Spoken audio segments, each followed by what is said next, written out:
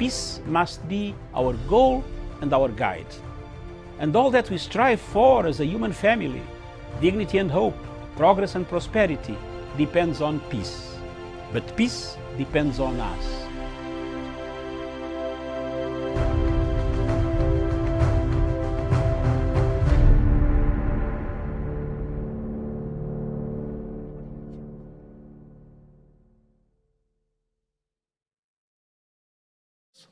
With regard to corruption, we will continue to fight. Regardless of what will be said and done, we will fight. And we will fight, and we intend to fight and win. And it is unfortunate that sometimes this is politicized also. But as I said, this is a fight that Kenya must win. Because if we can't create not just a fair environment, but a stable environment, it must also then be transparent. So that once you do your business, you know what you need to do, how you're going to do about it. So your business succeeds not on the basis of who you know, but how you do your business. That should be really what all of us should be focused on. Your business should not succeed or fail based on which government is in power. Right? It should be on the basis of the plans and the programs that you have as business people and what your business plan is. And that should be the basis of rating success. And this will happen. This will happen. It will be difficult. It will be noisy. But it will happen. It will happen.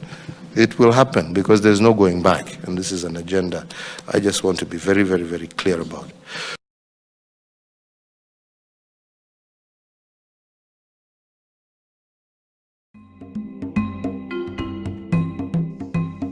Viewers, those listening to this tape or this video, I want to bring to your attention that the politics of proxy wars in Africa is becoming real, and it has become a reality. I want to bring to the attention of the African states that time and time again we have fallen victims of proxy wars. We fight wars that are not ours. We fall in conflicts that are not supposed to be, don't help Africa, and they don't help our countries at all. The proxy war that is in East and Central and the Horn of Africa has been ignited, supported, equipped by France. It has been very real that the French government, quietly through its company called Total Oil, has been searching for resources around the triangle of East and Central Africa and Great Lakes region and the Horn of Africa.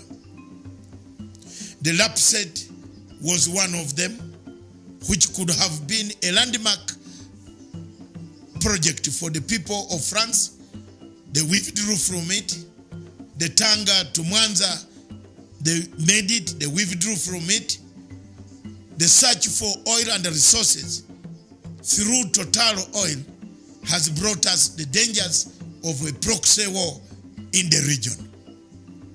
It is therefore very prudent for people of the region to understand the dynamics that we are going through.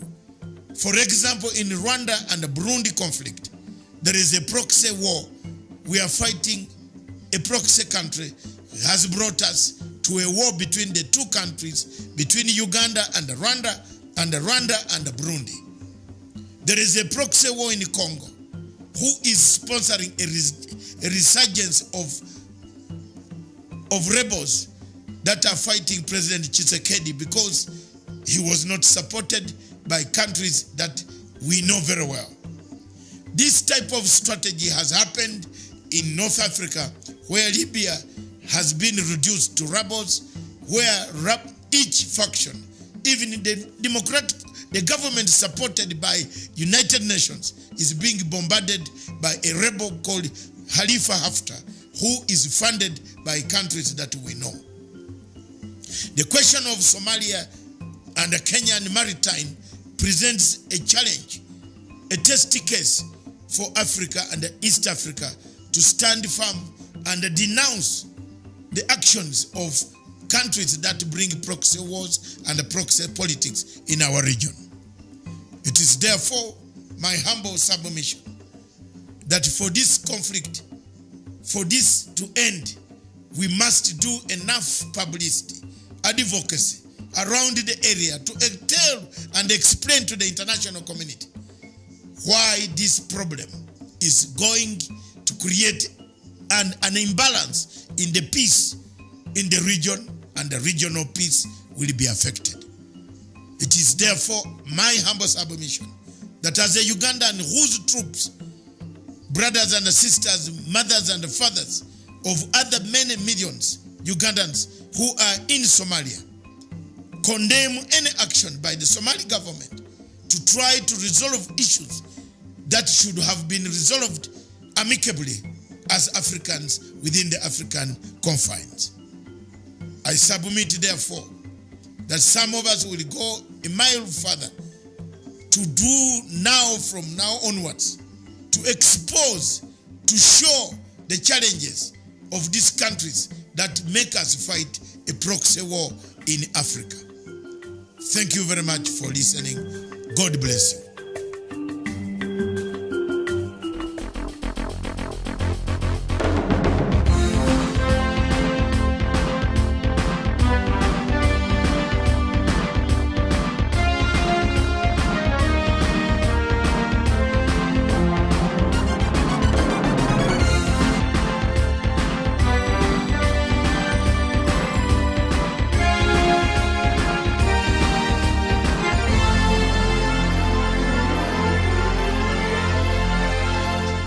Thank you for finding time to join us today. I hope that you had a wonderful weekend. We did here at Punchline. This is Good Morning Africa. My name is Miriam Mugutu, and of course we are coming to you from Kenya's capital here, Nairobi. Good morning. Good afternoon, good evening, depending on where you're tuned in this morning.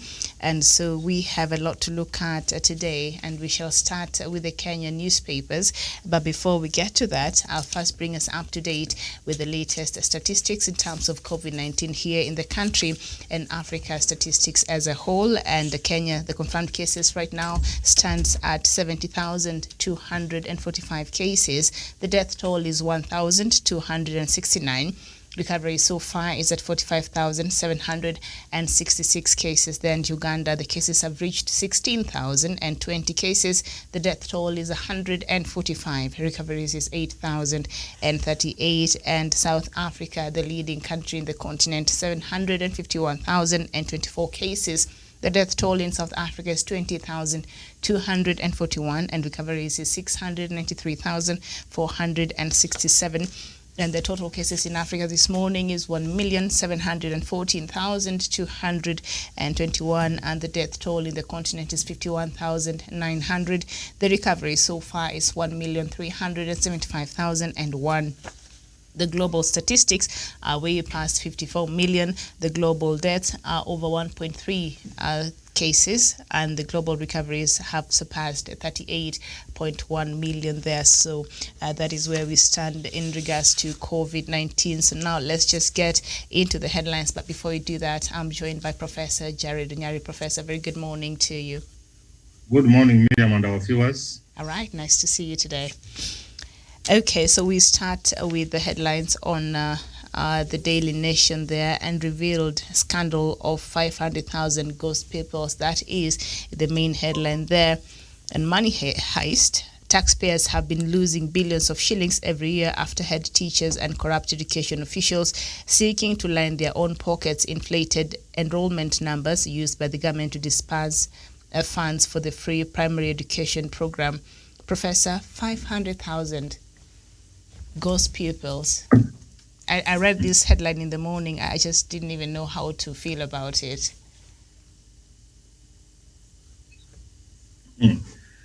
Miriam, this goes to confirm our fear and our discussion we have continued to have in this show, and we will continue to do so.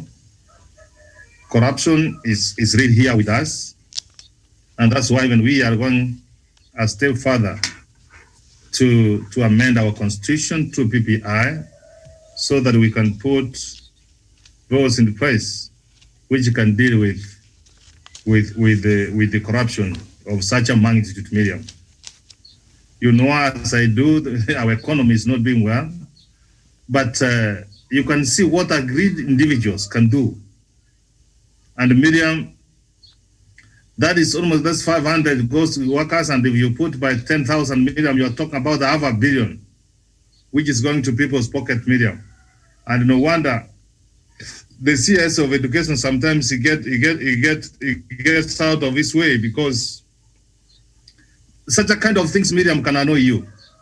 Why should the principals, Miriam, and the education officers give ghost pupils?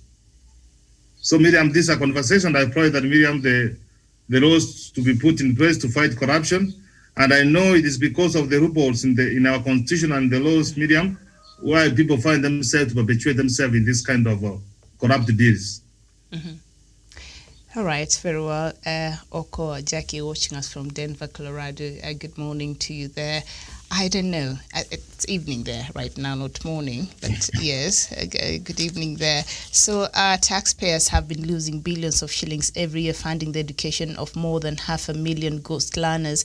Education Secretary George Magoha has revealed this is after head teachers and corrupt education ministry officials inflated enrollment numbers used by government to disburse funds for free primary education program in what appears to be reincarnation of free primary education scandals that claimed careers of past education ministers. Professor Magoha says he has uncovered an inflation of the number of primary schools children by a staggering 529,997. This is just wrong, because a lot of times when we sit here and talk about corruption, we know our politicians are like the ringleaders, and you know the people we put in our parastatals and government institutions and all that. But for the education, I know there has been some corruption in our education sector here.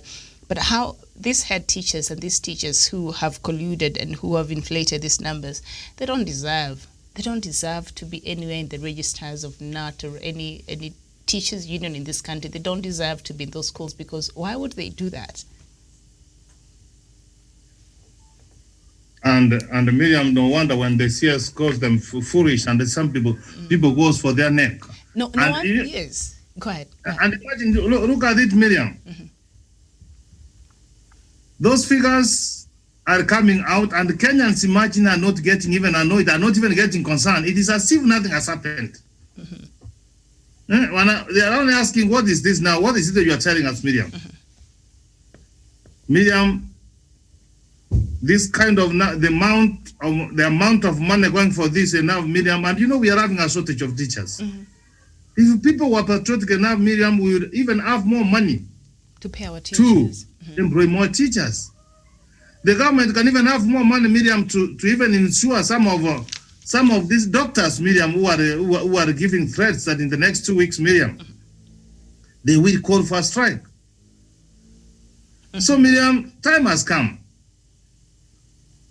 that action should be taken, and I hope that their union disowns them. TSC moves forward and takes action, and the investigative agencies, Miriam, to investigate and have these people charged in a court of law, mm-hmm.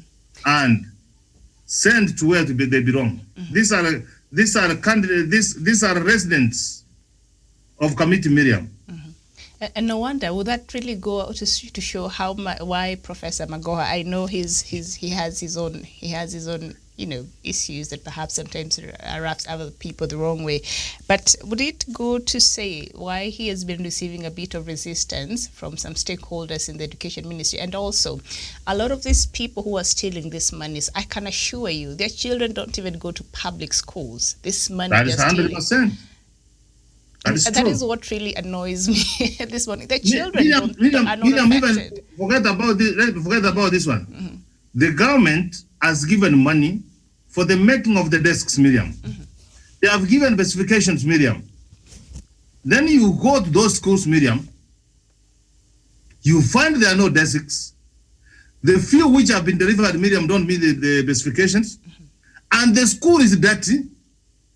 And I don't, must it take for the cabinet secretary to see that the school is dirty?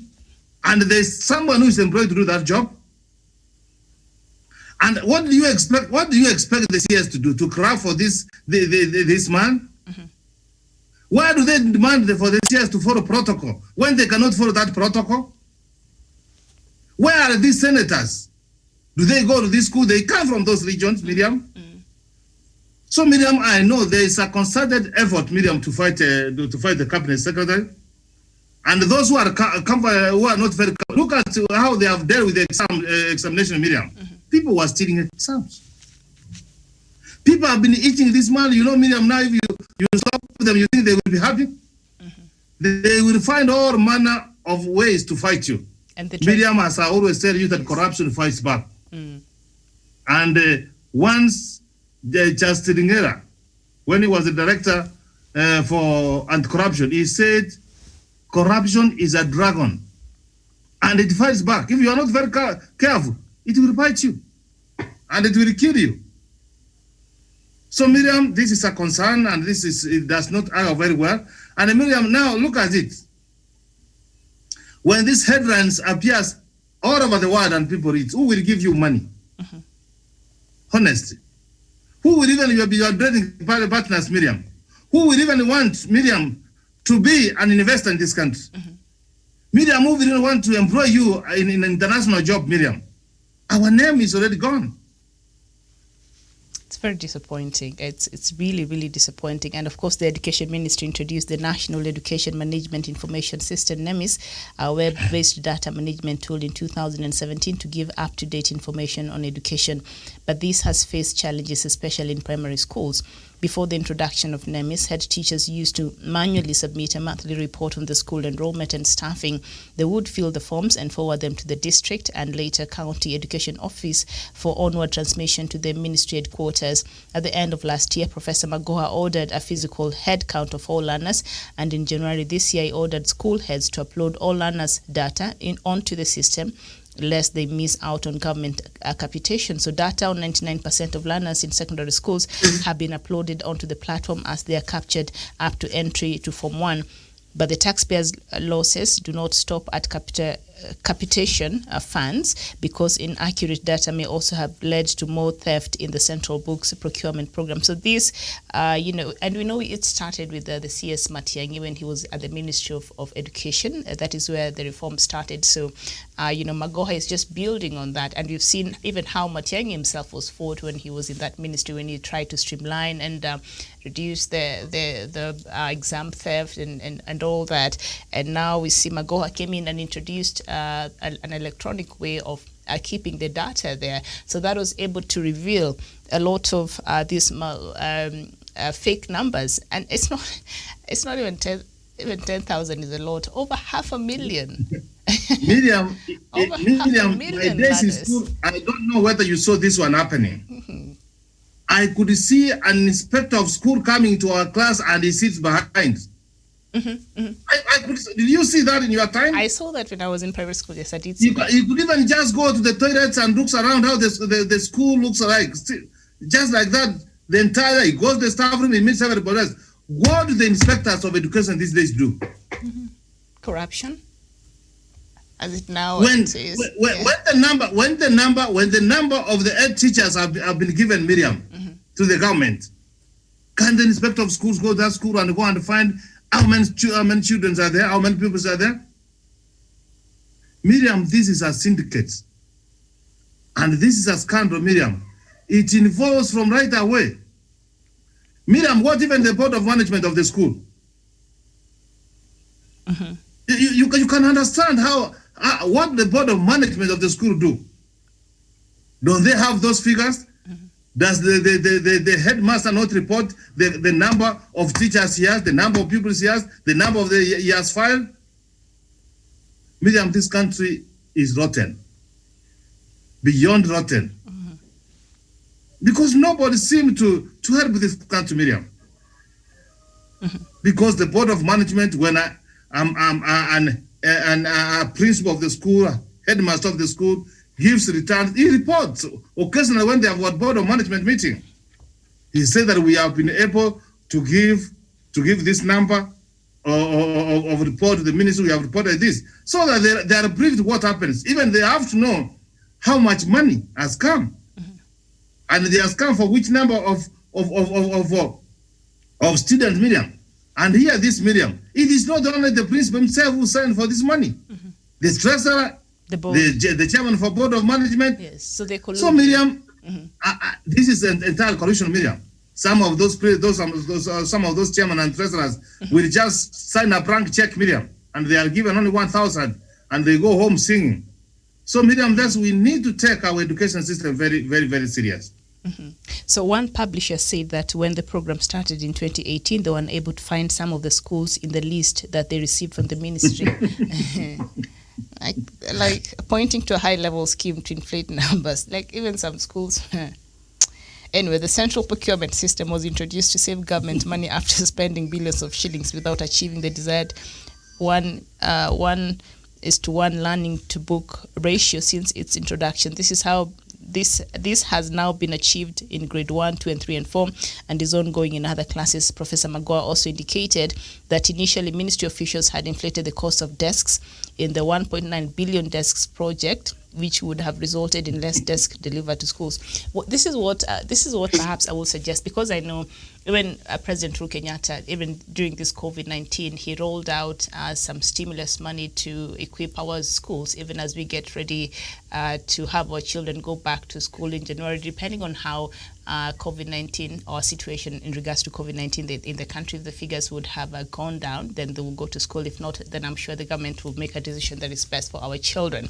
But even with that, some money was given so that the schools are able to have the necessary tools and equipments ready to have the children. And one of them was the desk. And the reason why President Uhuru Kenyatta even allowed for this, for the artisans in this country to create jobs and to encourage a lot of businesses that had been affected during this pandemic. And so a lot of tenders were given to the artisans across the country to manufacture this, to build these desks and chairs and deliver to schools. If that was not the case, then perhaps I would advise the government, because of this corruption that is really ongoing, our prisons, they make very good furnitures. President Uhuru Kenyatta, I know you're torn and you have to ensure that our young people are employed and they're making those desks, but now these things are not done the right way. Then perhaps you should turn to our prisons, Professor. They make very good furnitures, and just give them that tender. That will be supervised. You're able to account for that and deliver to our schools across the country, because even whatever is being made, like Professor there you've said, they're quite substandard. A lot of them in some interior schools are all over the country, and a lot of them, as we read right now, the money is given and the desks are not delivered, and the school management keep eating this money. What do you think will be the solution for this? Miriam, I think that one should be the solution. But Miriam, we are also trying to see how we can promote the small business enterprises, and in overall it will go to improve the economy. Miriam, Miriam, there is someone who is not working. There is someone who is not working in this country. Miriam, if I give you money to deliver desks to schools and chairs, and we come to the school, Miriam, and we find you have not delivered and the money has been paid. Miriam, how much time do you need to investigate this and to take you to a court of law and sentence you? No, that's have that kind of conversation, Miriam. Miriam, even as we speak now, Miriam, some governors were given more than 5 billion to go and prepare for this COVID, Miriam. And it is very unfortunate, Miriam, like now the MP for Matungu in Mumias has died. Simply could not find oxygen in a sub-county hospital, Miriam. So Miriam, if that is the way to go, and because what we want to do, Miriam, is for the people of Kenya to get services and fight for their money. I think we can go that way, because the prisons can deliver, Miriam. They will deliver. Miriam, look like NYS.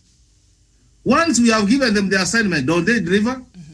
And then if they don't deliver, we know where to go. But let me just, it will be kind of us and patriotic for us to push the government to go to that direction. there are some innocent Kenyans who will suffer, who genuinely want to work and make a living for themselves, Miriam. We must be able to find a way on how we get these rotten apples, potatoes, Miriam, and deal with them once and for all. There are lots of rotten potatoes and apples or whatever it is. A lot of them are rotten. So now, this is what Magoha said. I tasked one of the units in the ministry to develop and cost a prototype.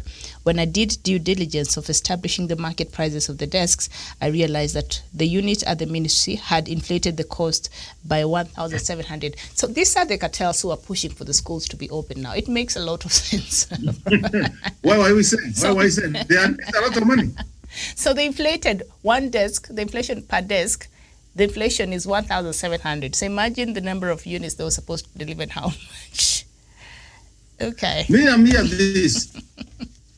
First term, second term, and third term. All of this money which were going for tuition because children were not in school. Miriam, that money was enough for us to have these desks, even for the government, not even going for an extra money to look for another money. Because basically children did not, there was no tuition, they did not eat in school. But Miriam, we are in trouble as a country and as a people. And I hope the president do listen for us. He should take action, Miriam.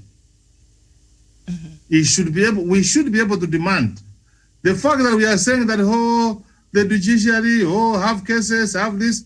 Miriam, economic crimes like this must not go beyond 6 months. And the people will fear because they know they will enter this after they have found more than the 7th month, Miriam. They will be spending their life in jail. We should have recovered our money and we should have punished them properly. All right. So anyway, I think we expected this. I'm not really shocked because we know after the money of COVID-19, a lot of it was misappropriated. There's another cartoon I think on one of the daily newspapers there that said, you know what, we're now off to the Ministry of Education, and yes, they're here. Now it makes a lot of sense. Because even Magoha himself said, we should not, you remember when he was not very consistent with the school reopening dates, and he said, I'm being pushed by cartels. Now this makes a lot of sense. And Kenyans should be outraged by this. I am beyond annoyed because these people who are stealing, their children don't even go to the public schools. That is the point that they don't care. They'll steal this money, they'll get this money, they'll send their children to very well-off schools, and the children who are supposed to be benefiting from this are left out, and that is not very good. That is really not very good. Miriam, this is our country. Nobody is going to change our country. The people of Kenya must wake up one morning and say enough is enough for corruption. I normally see, Miriam, will you snatch a phone or somebody's property here in Nairobi, in a street of Nairobi? What will happen to you if someone gets you, if you are caught in the street? Miriam, you are gone. Miriam, I'm seeing in the long run, Miriam, the people of Kenya will be pushed towards mob lynching. Because we cannot hear this, that you inflated the number of pupils and you have been getting money to eat, and we entertain you in our school. Yeah, the employer should remove those people from there. And I know in the fullness of time, Miriam, the Wananchi are going to take action, Miriam. It is only the information that they don't have. This don't care attitude, Miriam, of seeing no evil, talk no evil, hear no evil should cease. Their children, Miriam, they go to academies. With the money that they've stolen. Go to steal money which belongs to the poor, the most vulnerable people in the society. You are saying that you continue remaining there, being that way. Miriam, let's hope that I will be keenly watching this and following to see what will happen. Me too, but you know what? We must be able to know for how long have they done this. When you talk about 1 year, for how long, we must have a forensic audit to know for how long have they, Miriam, been doing this. All right, it's quite disappointing there, I think, because we cannot steal from the vulnerable. We cannot do that. We cannot keep doing that. You cannot. It's just outright wrong. And I just hope, Professor, me and you both, we shall be sitting and waiting to see how this story will unfold. And I would like to see the agencies that are tasked with the responsibility to investigate and prosecute go all the way, and so that these kind of things will be stopped. On page 5 of the Daily Nation, it says BBI yes, no teams bristling for a fight. Now it is 2010 all over again. Protagonists in the referendum debate are aligning themselves to their respective yes and no camps, with politicians gearing up for a hotly contested press seat. And yesterday, ODM leader Raila Odinga told off in strong words those opposed to the Building Bridges Initiative constitutional change drive, while Deputy President William Ruto, Amani National Congress NC leader Musalia Mudavadi, the church, members of the county assemblies, governors and pastoralist communities have called for changes to BBI report before the referendum. Mr. Odinga and leaders allied to President Uhuru Kenyatta had said the document should be voted on as it is, with the opposition with option of opposing or endorsing it as a whole. It is going to be a very democratic process. We welcome those who have got issues with it. Let us meet in the field and let the people of Kenya decide. And my view is that the people of Kenya are at a critical moment, said Mr. Odinga, and he met Western governors in the company of Interior Cabinet Secretary Fred Matiang'i and his devolution counterpart Eugene Wamalwa. Mr. Odinga said the BBI team still will start collecting signatures this week, slamming the doors shut for any further amendments. Professor, your wish has come true, and I think you are very prophetic in what you were saying, and you've been very consistent with that. The people who are calling for these changes, it's not because they're actually very honest in the changes they want in the BBI. It's because they just want to buy time and all of that. And now Odinga has come out, Mr. Odinga, the opposition leader, has come out and said that door is slammed shut. There are no more changes that will be made to the BBI. And Kenya, we are a very democratic state. So what will happen is we'll go to the poll and then we shall have yes and we shall have no. In other words, no soft landing, no consensus. So if you are supporting the document, you vote yes. If not, no. And if no carries the day, that's it. If yes carries the day, that's it. I mean, that's what's going to happen. Miriam, yes. Miriam, let me just say this. I have been in the struggle and trying to see that things are done in a correct way, in a right way in my country. Mm-hmm. And this is where the Prime Minister belongs, Miriam. As long as you have known him, Miriam, he has been on the struggle. You must believe in the struggle. And we have chosen Miriam and even die in the struggle and under the pattern of the next generation. Nobody tells you that, Miriam, we finish in the struggle. No, you must be born in the struggle, live in the struggle, and participate in the struggle. So, Miriam, some of these people have been engaging about consensus. Consensus about what? Is consensus a democratic process, Miriam? No. So from where I sit, Miriam, it is very, which other democratic way, Miriam? If you don't want something, you say you don't want it. If you want it, say I want it. So, Miriam, I'm happy that we are reading the same script with the Prime Minister, because these people asking for consensus, Miriam, look at Musalia Mudavadi. Mm-hmm. Have you forgotten what he did with the Golden Bar? What has he ever stood for this country? Look at the Deputy President, Miriam. These YK boys, when we were struggling to bring multiple democracy and bring the proper democracy in this country, where were they? They were saying the status quo. They opposed in 2005, 2010. Even the church, it could have been a miracle, Miriam, if you will see them supporting this document. Mm-hmm. We had 2 years, Miriam, 8 months. You have never given your views. You are asking consensus. Consensus about what, Miriam? Mm-hmm. Nobody has answered that. Asked me that question. Miriam, I like controversy. I like conflict. Because out of conflict, when you put your heads together, Miriam, you become strong. Miriam, look here. It is after 2007, 2008 conflict. That's when we managed to have a constitution, which we had fought for 20 years. It is out of the conflict of 2017, Miriam, that the Prime Minister and the President said, guys, let us come together and let us see what we can do. So if you don't have any conflict, if you don't see any conflict, Miriam, allow those who have got that idea, who can see something and move forward and agree on this one. Let us start correcting signatures. We are waiting for that question. You go and vote no, that's your democratic right. Those who will go and vote yes, their democratic right. In any event, even if no wins, Miriam, we have got a constitution, and that's what the majority wants. They will have said, we want this constitution to go on. So Miriam, time of us babysitting and persuading people is gone. All right. So Mr. Odinga also rubbished accusations that the creation of Prime Minister's post and 2 deputies will create a bloated government, saying the BBI will actually reduce the size of government as ministers will be appointed from Parliament, while the 2 deputies will come from among the ministers. So he's saying, what bloated, executive or positions here?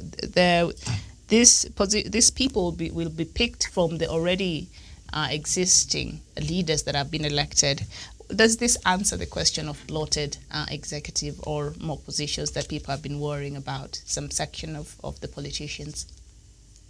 Miriam, sometimes you hear people talk propagandas and lies, and you will sometimes, if they speak so many times, Miriam, you will believe. Miriam, we are having 22 cabinet secretaries with their assistant, the chief administrative secretary, Miriam. We are saying now the ministers will come from Parliament, Miriam, and only earn a salary of Parliament and be paid allowances, Miriam. Will that one be saving money or will not be saving money, Miriam? What are the people trying to say? They talk about an imperial president, Miriam. The president will be the head of state. And the prime minister, Miriam, will be head of government. If someone now, Miriam, is a head of state and head of government, and now we are going to have 2 people, Miriam, is that an imperial president? Miriam, time has come for us now to start demystifying some of this propaganda. And if you stand for the truth, Miriam, you will go far. If you bet the lies, you can't go far. See how they have been caught?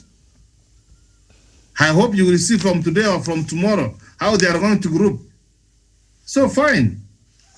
So Miriam, there is no protect government. If anything, Miriam, it is becoming linear. All right, very well. And so Mr. Ruto's team, while Dr. Ruto, teaming up with the church, had opposed the 2010 constitution, citing its provisions of the Kadhi's courts, as well as abortion and proposed land reforms. They are now against the BBF for its proposals to involve political parties in the appointment of electoral commissioners. The proposed Kenya Police Council, the proposed judiciary ombudsman, and whether or not the position of a prime minister and 2 deputies solves the flawed winner-takes-all system. Belgut Member of Parliament Nelson Koech, a close ally of the BDP, wondered why Mr. Odinga was pushing for BBI proposals to go through without amendments. He's quoted as saying, ignoring the voices of the church, the Senate, women and the MCAs, and even governors. What is the rush anyway, he asked.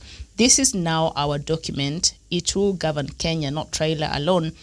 We know that Raila is pushing these changes fast to generate momentum for his own interests politically. We will not give him that. We want an uncontested referendum that addresses the issue of Kenyans. So he's saying, forget that we don't even support that process. Forget that, we are not... we're not part of that process. We've not been part of that process since the start. But what we are telling you right now is that we own that document. It's ours. So he's saying, forget that we don't even support it, but we own it. So it's for us. All right? I find it to be quite oxymoronic. It doesn't make any sense. You don't support it, but you want to own it. You don't want to be part of it, but you want to own it. It's confusing, Professor. Don't you think? Yeah, Miriam, the conversation we have been having here and the discussion we have been having here, Miriam, it confirms, Miriam, these people, Miriam, you know why we are not reading for the same script, Miriam? Mm-hmm. Some people are in 2022. We are in 2020 trying to talk about prosperity. Miriam, where in what they believe and what we believe is just like day and night. One must reign.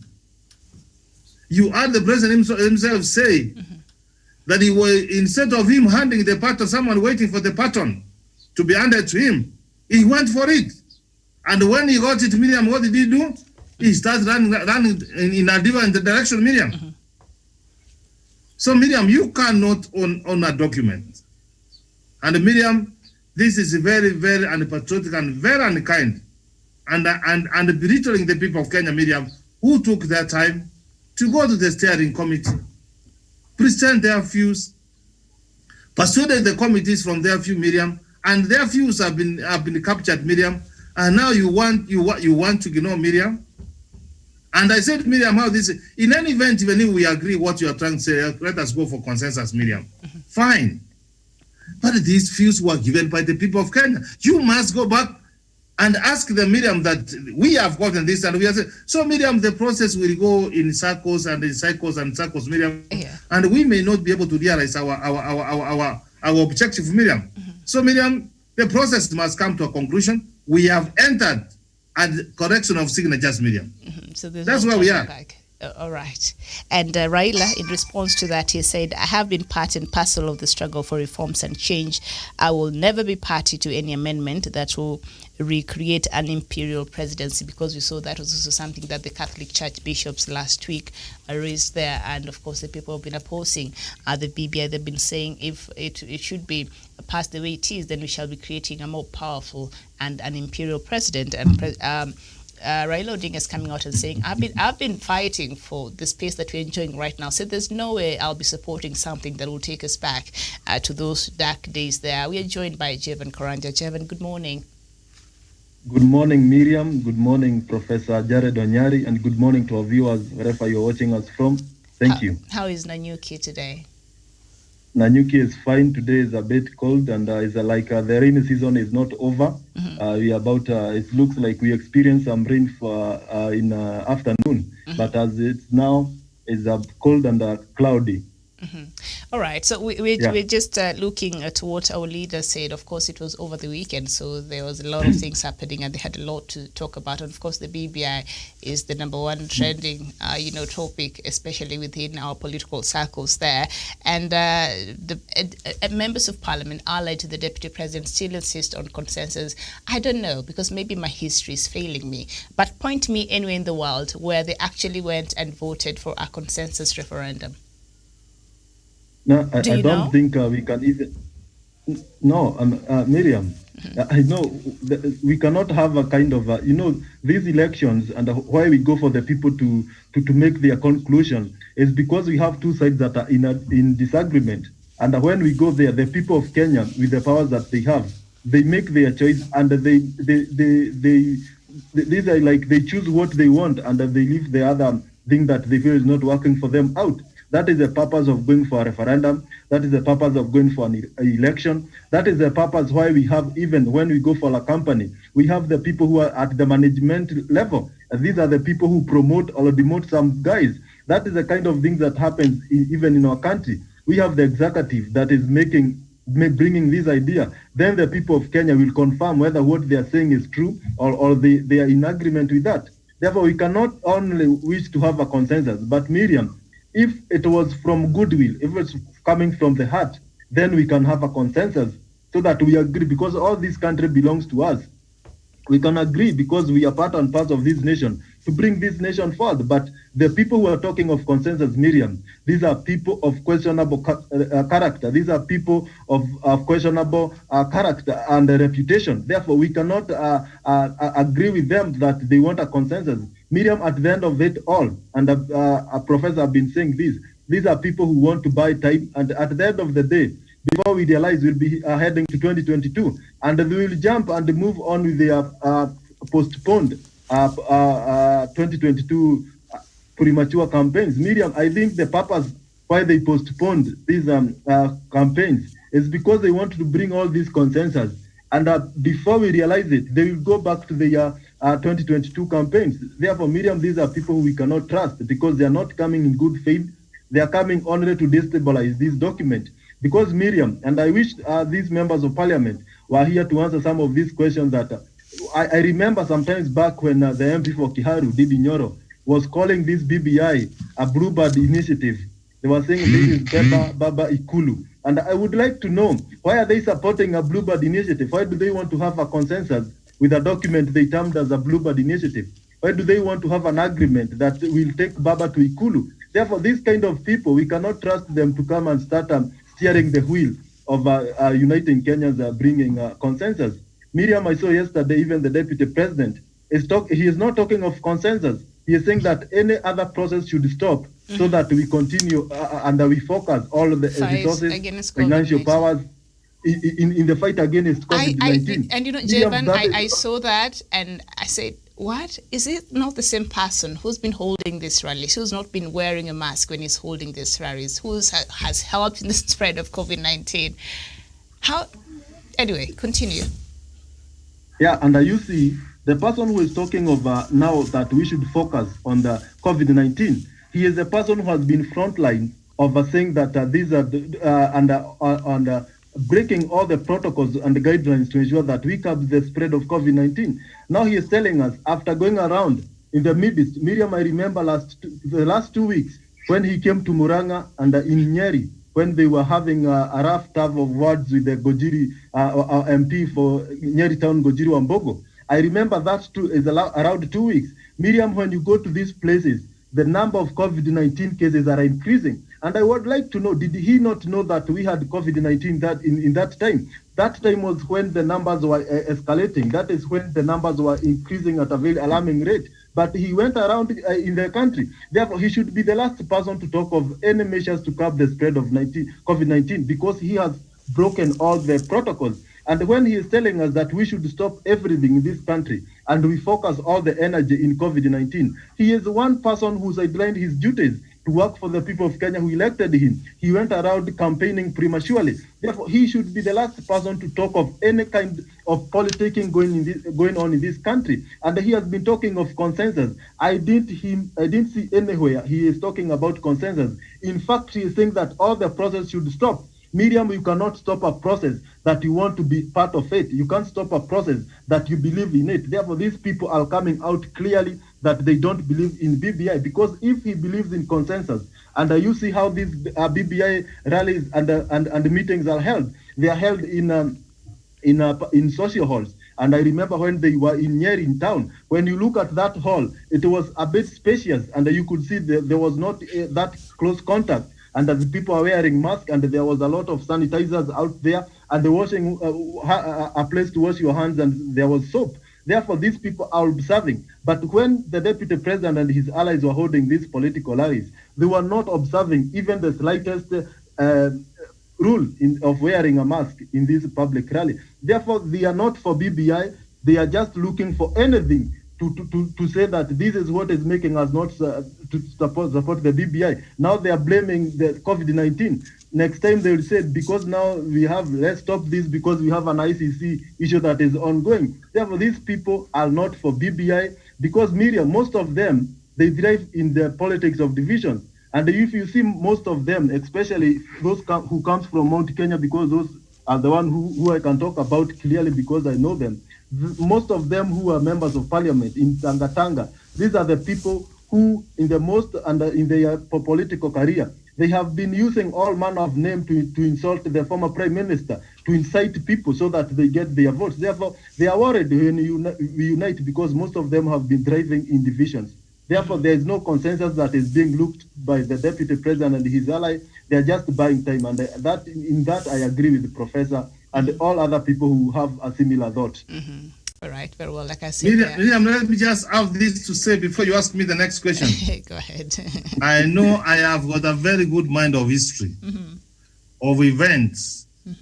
Miriam, who was saying that he's happy that the money for the people of Kenya for COVID is being stolen and is not part of it. DP? Miriam, who was invited to come to KICC, and his chair was empty. What was he doing? Mobilizing people, giving them wheelbarrows, and now, Miriam, we can now see the effect of people coming together, Miriam. But I know, Miriam, I agree with Karanja that the people sometimes they do change. I mean, but when you talk about change, you can see where these people are remorseful, Miriam. Miriam, these people are getting owed to anything which can make them now. They are now become the best proponent for COVID-19. And one of our viewers here, Francis Moses, he's wondering why Raila and President Uhuru Kenyatta also had huge rallies, and we're not excusing them. Even them, they're completely wrong, and we called them out even on this show. We said all of these rallies should stop when you see a huge number of people coming up, and they're not wearing masks, they're not social distancing. But DP Ruto particularly, even when you see him on these rallies, at least the rest of them pretend to wear the mask sometimes, or there are some leaders, especially from the other side. He never used to wear these masks. He never cared about these protocols, where the numbers were still quite low, where we would have managed them. Now the numbers have blown out of proportion. He's coming out and saying, now let's stop everything else after I have traversed. And you're not excusing the rest of the politicians who also did the same. After he's traversed across the country, helping spreading COVID-19, now he's coming to tell us that we need to stop everything else, and now we need to focus on COVID-19. DP, you owe this country an apology, and the rest of the politicians. But because he said this, that's why we are responding, Francis, in case you're wondering. He's now saying we should stop everything else and focus on COVID-19. Are you serious? Are you serious? After you've helped spread COVID-19? Miriam, let me tell you. What is basically saying, Miriam, he is not saying that we stop everything.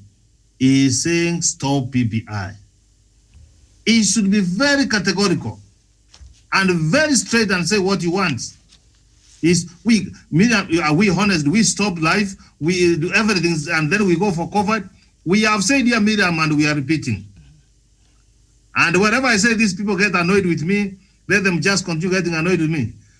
COVID-19, Miriam, it is not going anywhere. It is here with us. So what we need to do, Miriam, is to follow all the protocols. Wear mask, wash hands, keep social distance, sanitize, period, Miriam. And we can just go on live like a hippopotamus and a crocodile in the river. Those are dangerous animals, but they don't attack each other. Very dangerous. They don't attack each other. They respect each other.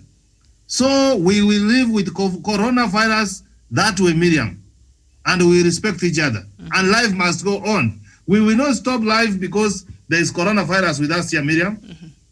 That's why the president has said, Miriam, in next year, more classes are being built, schools are going to be opened, our children are going to go to school, keeping social distance, Miriam, having more washing stations, Miriam. This is the kind of conversation we want to hear, Miriam.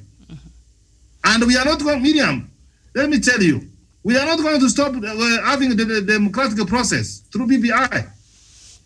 Because 2022, we must go for elections. We must have laws in place. So, Miriam, only fools can buy those ideas that we stop everything and we focus on COVID-19. The Americans have had a developed democracy. They have had their elections. They did. President Trump was having that kind of mentality.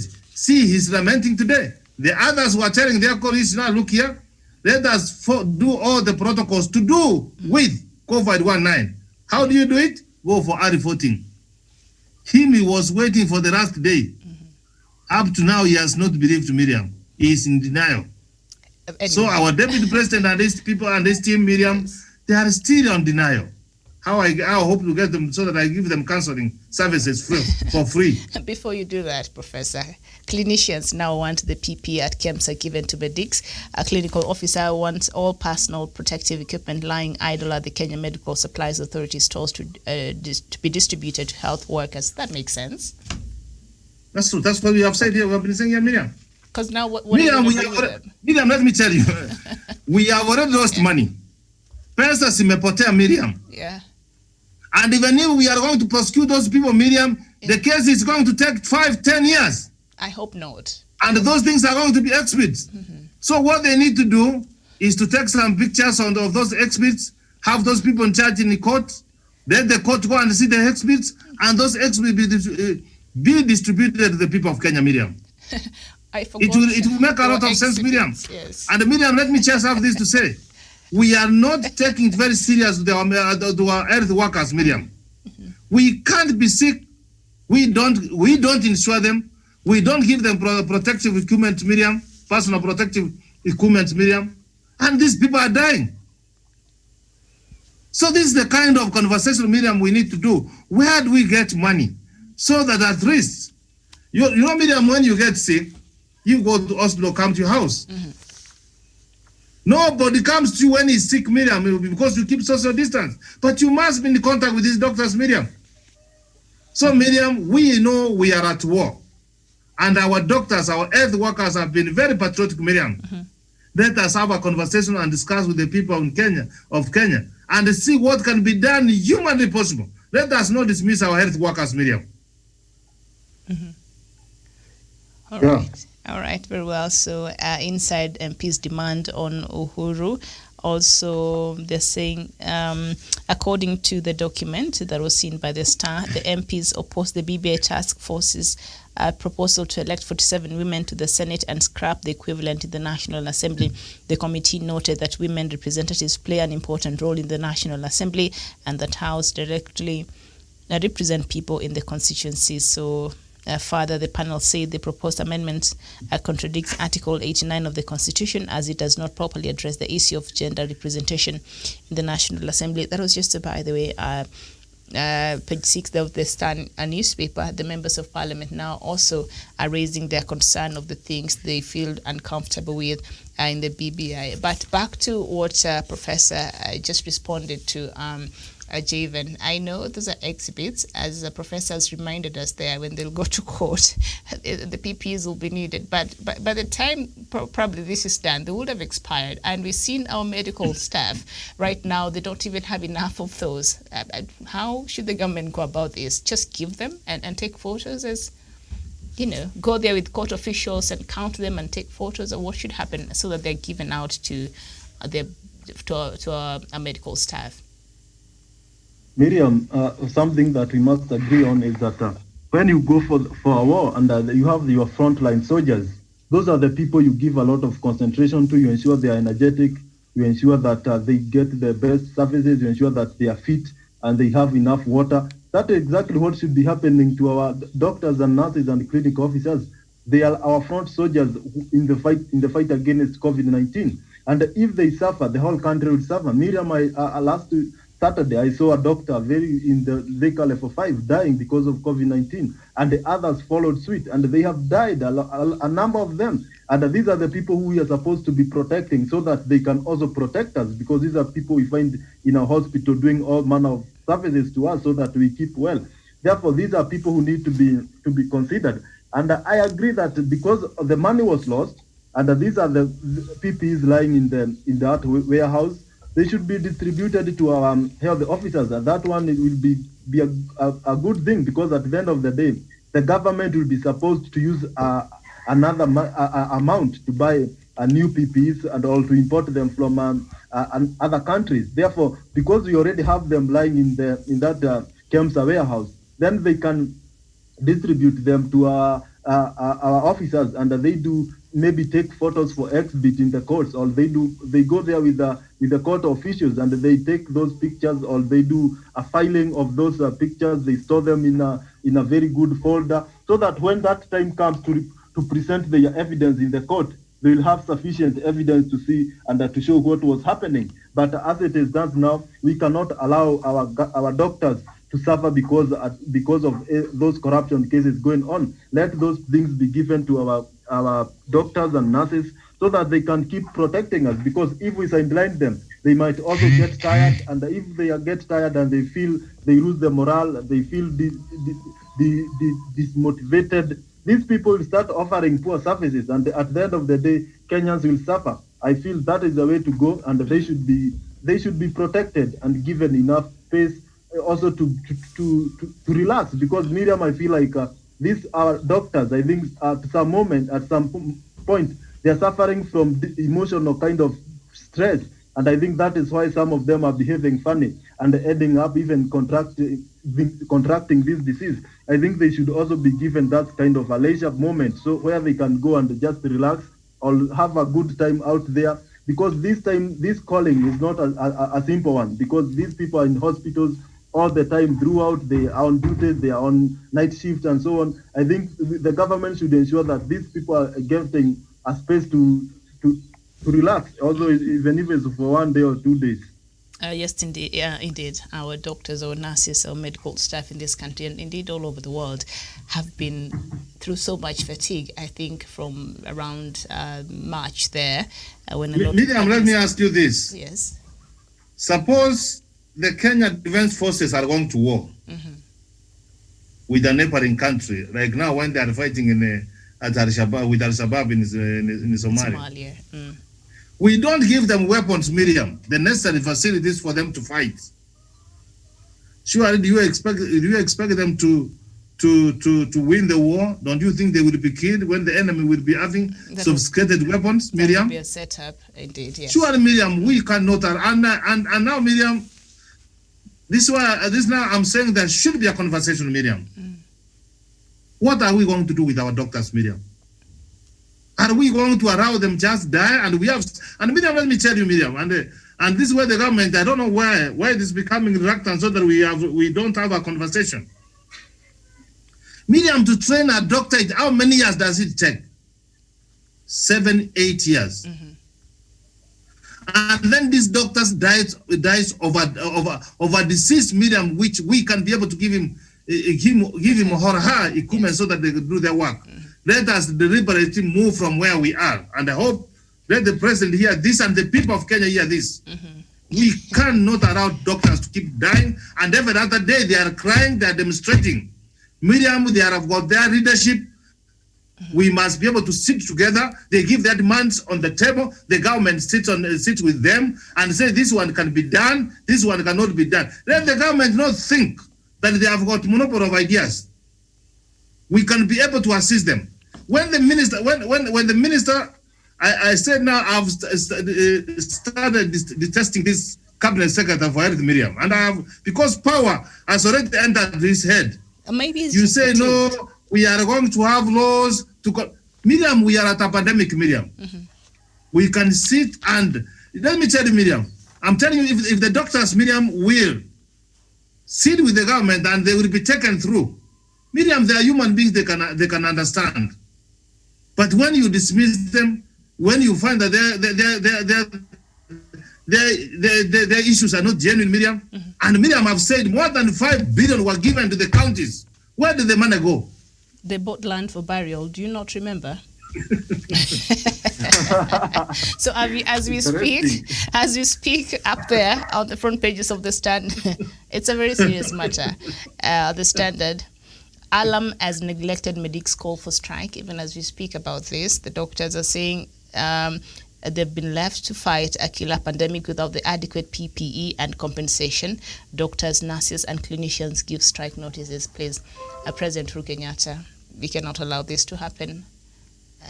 Somebody pay attention so that we don't want to see them, protesting. What we are saying, Miriam, here is please engage them.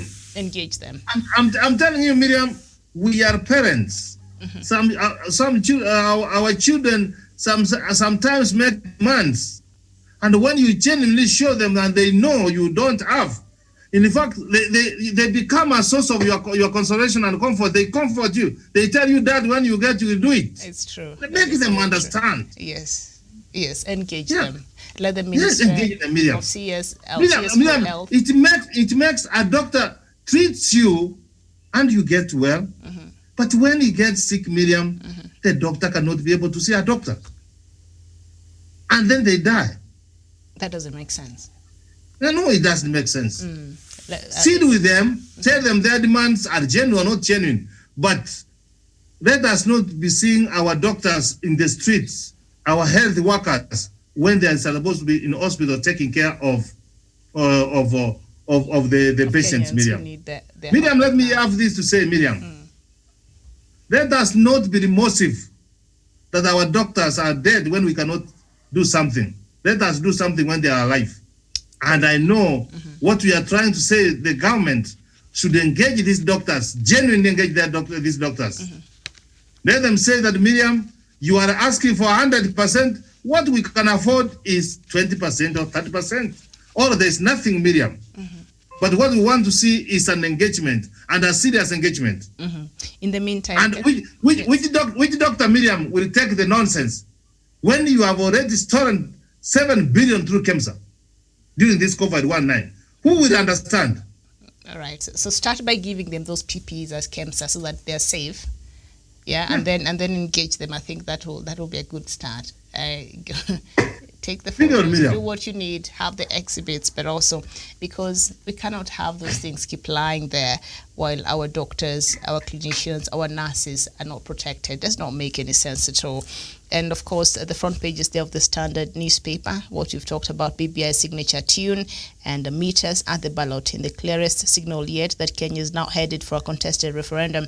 Raila, accompanied by CS's Matsanga and Wamalo, meets Western governors and declares that collection of signatures starts this week, but Ruto's allies decry a rushed BBI process. And then, of course, that quote by DP Ruto there on the side, he tweeted, COVID-19 is clearly ravaging our nation. I just don't want to hear this coming from him. COVID-19 is clearly ravaging our nation with alarming increases in infections and deaths. We should stop everything and mobilize every human, material, and financial resources to fight it. Javen. Miriam, when Dr. Matsanga was telling Kenyans we keep off, who were insulting more than 20,000 tweets every other day in the social media, who were abusing him now? Now you can see now, Miriam. When we were asking the deputy president, Miriam, stop Buhari campaigns, stop this Mongoten, this wheelbarrow business, Miriam. Let us focus our energy, Miriam. You know, Miriam, sometimes we reach the point and we said now, let us not even discuss this, Miriam. Yeah. We saw the second, Miriam, we have seen what is happening in other countries, Miriam. We are lucky that it happened elsewhere. We saw how they did it, Miriam. And how they have managed to come with it. Why is it China, where the virus originated, they have been able to manage it? All right, Javen, as we conclude, that tweet, I just don't want to hear that coming from a DP. I do not want to hear that coming from him. Not because... Somebody else. Yeah, maybe somebody, not him, and not other politicians as well, not just him, but others who have been very active in spreading this COVID-19. And now you're telling us to stop everything and focus first of all, you've mentioned there we focus even on financial resources. We bring some of that you've been giving because we Kenyans need it. Right now you could bring it to the national coffers so that it's able to go, treat some of these people that you helped during those rallies to catch the COVID-19, because that is where we had super spreaders in those political rallies. I'm just no, not from you, sir. No. Miriam, do you know even the bishop who hosted them at Keno? He's already gone, and may his soul rest in peace. And do you know, Miriam, what? Not even a single politician went for the winner. Not even one. That's how you can understand how politicians can use you, Miriam. They only want you to assemble people for them. And that's enough, Miriam. All right, Jevan, you wanted to say something? Yeah. From Tanga, well, they have the right to say what they want to say, but there are some things which are safe not saying, Miriam. Not on COVID. Because sometimes you annoy people. Not on COVID, because they have been the ones spreading. They have been consistent with the help in the spread of COVID-19. DP, with all due respect, Dr. William Ruto, I do not want to hear that coming from you or other politicians, also from the other side of the aisle, who have been very active in the spread of COVID-19. I know you owe Kenyans an apology to start with. Go ahead, Javen. Miriam, and we should also have that our politicians, for the biggest time, they have failed us, because in the midst of crisis, they should be the one coming up with solutions. But it's like they are coming up with more problems, because when they gather these people in this political gathering, then you see how the spread of disease is at a risk, and a lot of people get it even people who are innocent in those meetings, they will get it and they will bring back to the people who they left at home. Therefore, this kind of thing, we should also blame the politicians who took their time to go for these political gatherings without observing even the slightest regard to the government protocols and guidelines to ensure that we control the spread of COVID-19.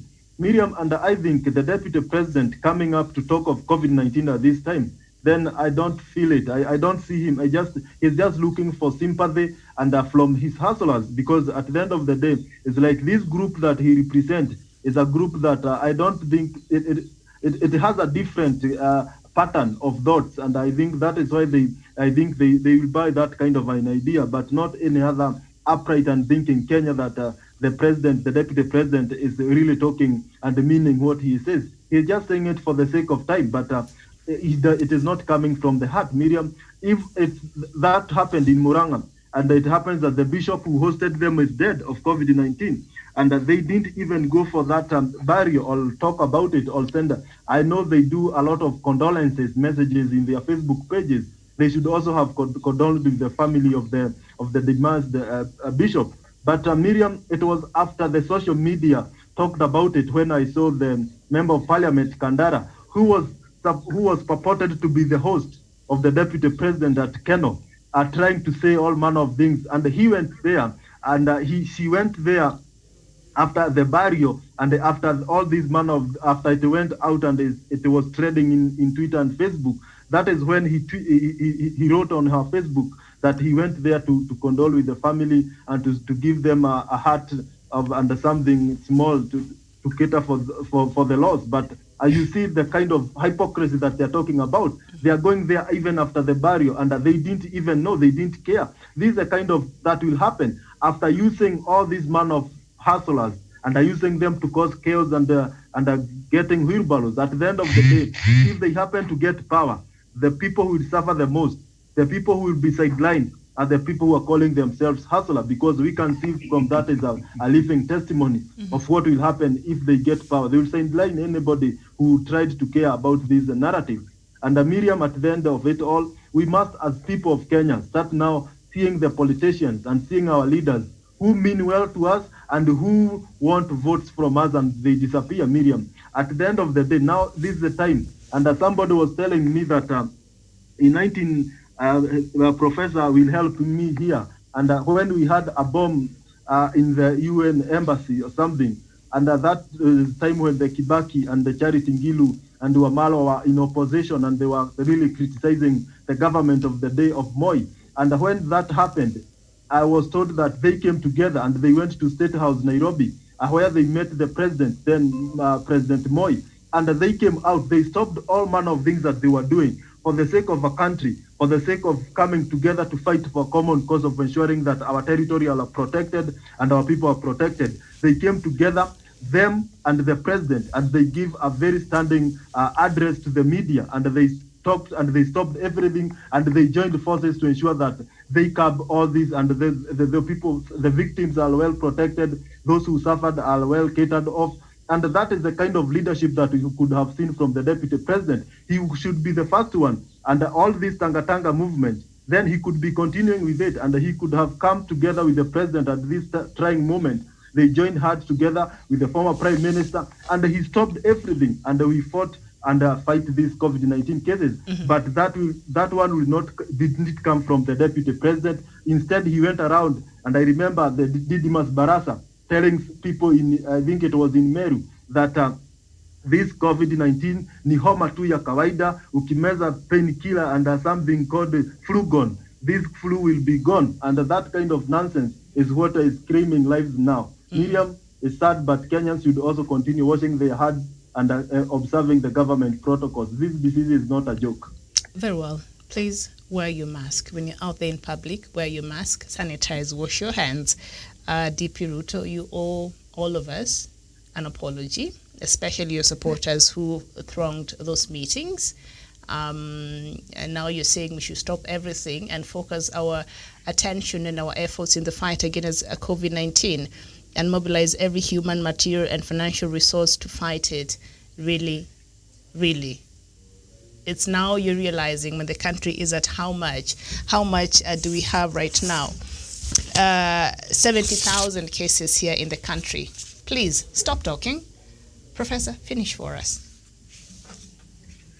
Yeah, Miriam, it was a nice show. We have educated Kenyans, and what everybody else would say, that every voice matters in this country, Miriam. Genuine voice. And Miriam, COVID-19 is real. And I want to repeat that it is real. And it's going to be with us for some time now, Miriam. It is time for us to come together as the time for war. Everybody participates, Miriam, in a time for war. Children are taken to save it. Ladies are preparing food, Miriam. Guys are going for war, Miriam. This is a pandemic. And we'll only deal with this pandemic, Miriam, by simply doing three simple things, Miriam. I am beseeching Kenyans with a lot of humility. Wear your mask. Wash your hands. Keep social distance. Sanitize, Miriam. Let us put God first.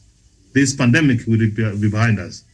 To our doctors, Miriam, to our medical health workers, Miriam, I'm asking a government, Miriam, to have a health conversation, a health engagement, Miriam. It does not how well, Miriam, that our doctors are complaining. Even the Kenyan themselves, when they go to hospitals, Miriam, to the workers who are not motivated and who are not very happy, Miriam, you may not even trust that you are going to get well, Miriam. Let us all have a discussion and engagement, Miriam, on this. On the side of corruption, Miriam, we should continue engaging, serious, and let every voice matters when it comes to corruption. And Miriam, corruption involves everybody else. If we assume that it is that corruption which will deal with this, so we deal with this, the president will deal with this, they cannot make it. But if we have joint effort, Miriam, we are going to succeed in fighting this kind of corruption, Miriam. On the signatures, we are going to the second time, Miriam, and time has come for us now to have a conclusion, Miriam, and focus on the BBI. Are you supporting or not supporting? If you are supporting, fine, put your signature. And if you are not supporting, wait for us for the document to come. You go and vote. No, that's your democratic right. Whichever side which cast the day, Kenya will still remain one. And that's what we envisage for, and that's what we pray for. I submit, Miriam. All right, thank you so much, Professor, and thank you, Javen. Of course, it's 10:30 now a.m. here in Nairobi, so we shall take a break about 30 minutes, then we shall be back here at 11 on top of the hour with the People's Court, and we shall continue the BBI conversation, where the BBI referendum building on consensus and not division. We've heard about the walls, we've heard about the bridges, we've heard about all this kind of a manner of conversation, especially around our politicians. So we shall come back and look at what really does BBI seek to do. And even as we talk about that, perhaps I'll sneak in that conversation yesterday. Remember during the show when I said we shall come and look at the IEBC, because we know it has been mentioned in the BBI report, and now the government has come out clearly and is saying that it does not want the outside funding of the IEBC. So we shall look. I think it's important because IEBC is also inside the BBI. There it has been mentioned, and they came out the other day and they had their own solution to the problem that plagues that. They had their own prescription there. Chebukati said, you know what, if you implement the things that we're suggesting, then we shall be just fantastic. We shall do just fine. So we shall come back and look at that together with the BBI, which should be based on on uniting us and not the division. And so we shall look at what are some of the things that have brought up some of these divisions that we're seeing right now. Thank you so much for watching. Thank you, Professor. Thank you, Javen. My name is Miriam Agutu. We shall see you here at the top of the hour.